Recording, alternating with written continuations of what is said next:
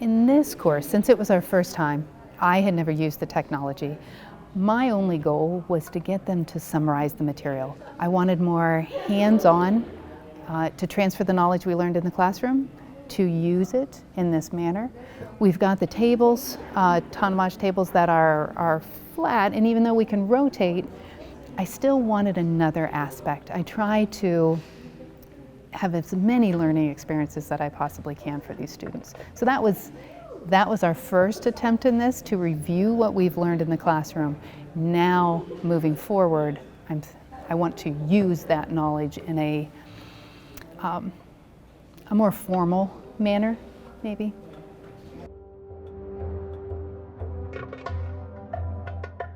So where we're going with this and how I'm kind of directing them and how this helps is with patient care. Most of them are going into the health professional fields. This is being used something now and moving more and more into the future. So as they work through this, to extend that knowledge to not only can we memorize it, can we trace it, can we talk through it, but how would you teach somebody else with the material? So this is part of it. This is kind of an intermediate step.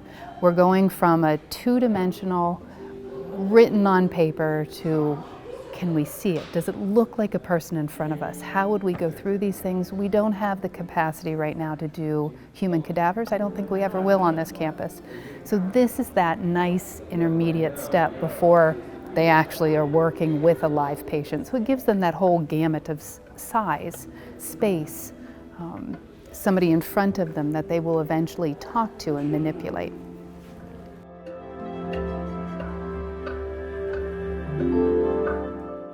So I'm just assuming the labs are these guys. They've been phenomenal.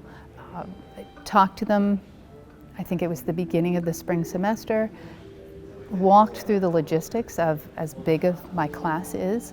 Wouldn't have worked great, or at least we haven't figured it out yet, to do it with the lecture, but with the labs it worked out good. Marcus was always there, the students were always there. Little introduction in the beginning. As we did it, I've got 3 labs in a row. As we did it for each one, we learned a little bit more what to tell the students, how to do it. They got very efficient at doing it. Great scheduling. Yeah, it was a wonderful experience.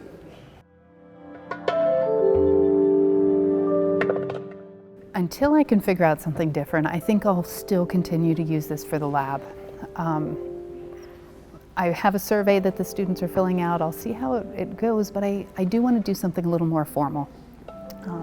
I didn't know that there was an aspect where I can kind of get in there and show the students what's going on.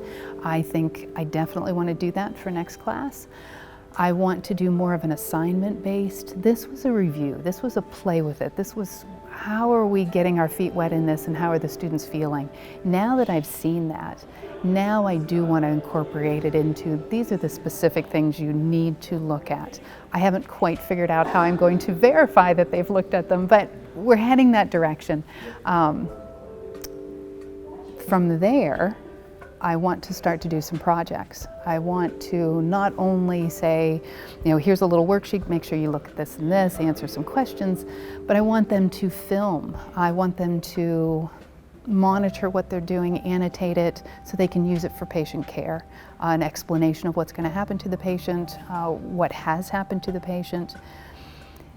Then I'm all excited because one of these wonderful students I will have next semester that's used to this virtual reality lab for science education. So I'm going to take a completely different set of programs, but I want to take a look at some of those and get my science education students to be immersed in the science and the technology. So that's next fall. So that's where I'm going.